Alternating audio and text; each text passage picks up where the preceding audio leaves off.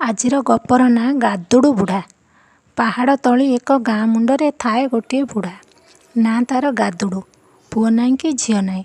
ବୁଢ଼ୀ ବି କେଉଁଦିନୁ ଚାଲି ଯାଇଥିଲା ଆରପାରିକୁ। ବୁଢ଼ା କିନ୍ତୁ ଏକୁଟିଆ ନଥିଲା। ତା' ଘରେ ଥାନ୍ତି ପଲେ ଛେଳି, ପଲେ କୁକୁଡ଼ା ଆଉ ପଲେ ବତକ। ଦିନ ରାତି ବୁଢ଼ା ଜଗିଥାଏ ଛେଳି, କୁକୁଡ଼ା ଆଉ ବତକଙ୍କୁ। ଠେଙ୍ଗୁଣି ଖଣ୍ଡିଏ ଧରି ଏକଡ଼ ସେକଡ଼ ହେଉଥାଏ। ବିଲୁଆ କି କୋକିଶିଆଳି ଦେଖିଲେ ମାରି ଗୋଡ଼ାଏ। ଠେଙ୍ଗୁଣିକୁ କାହାର ଭୟ ନାହିଁ। ବୁଢ଼ାର ଘର ସିନା ପରିଷ୍କାର, ହେଲେ ଘର ପଛଟା ଅରମା ବଣରେ ଭରା। ସେଇଠି ଘର କରିଥାନ୍ତି ଗୋଟେ ଶିଆଳ ପରିବାର। ଥରେ ଶିଆଳମାନେ ବିଚାରିଲେ ବୁଢ଼ା ଘରେ ରାତିରେ ପଶି ଛେଳି ଛୁଆଟିଏ ଟେକି ଆଣିବେ। ତା'ପରେ ହବ ରାତି ଅଧିଆ ଭୋଜି। ଏ କଥା ଗାଦୁଡୁ ବୁଢ଼ା ଶୁଣିପାରିଲା। କହିଲା, ହାଁରେ ହାଁ, ଦଉଛି ପାନେ। ରାତି ହେଲା। ବୁଢ଼ା ଶିଆଳ ଥିରି ଥିରି ଆସି କାନ୍ଥରେ ଗାତ ଖୋଳିଲା। ଯେମିତି ମୁହଁ ଗଳେଇଛି, ଗାଦୁଡୁ ବୁଢ଼ା ଦେଲା ଏକ ମସ୍ତ ଠେଙ୍ଗୁଣି ପାହାର। ଶିଆଳ କି ଆଉ ରହେ, ଦେ ଦଉଡ଼। ବୁଢ଼ା ଶିଆଳ ମୁଣ୍ଡରେ ଗୋଟେ ଆବୁ ହୋଇ ରହିଲା। ପୁଣି କେତେ ଦିନ ଗଲା। ଟୋକା ଶିଆଳ କହିଲା, ଆଜି ରାତିରେ ମୁଁ କୁକୁଡ଼ା ଭାଡ଼ିରେ ପଶି ବଡ଼ ଗଞ୍ଜାଟାକୁ ଟେକି ଆଣିବି।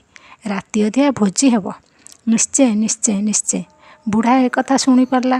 କହିଲା, ରହ ରହ, ଦଉଛି କେଞ୍ଚେ। ରାତି ହେଲା। ଅଧରାତି। ଗୋଡ଼ ଚିପି ଚିପି ଟୋକା ଶିଆଳ ଆସି ଖୁସୁରୁ ଖୁସୁରୁ ମାଟି ଖୋଳିଲା। ବୁଢ଼ା ଏଥର ଦାଆ ଧରି ବସିଥାଏ।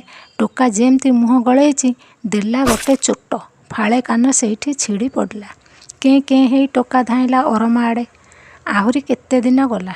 ବତକ ମାଉଁସ ଲୋଭରେ ବୁଢ଼ୀ ଶିଆଳ ଦିନେ କହିଲା, ଏଥର ଆଉ କାନ୍ଥ ଫାନ୍ଥ ନୁହେଁ। ମୁଁ ନଳା ବାଟେ ପଛୁଆ ପଛୁଆ ବୁଢ଼ା ଘରେ ପଶିଯିବି। ସବୁଠୁ ମୋଟି ବତକଟାକୁ ଝାମ୍ପି ଆଣିବି। ରାତି ଅଧିଆ ଭୋଜି ହେବ। ସତ୍ୟ ସତ୍ୟ ସତ୍ୟ। ବୁଢ଼ା ଏକଥା ଶୁଣିପାରିଲା।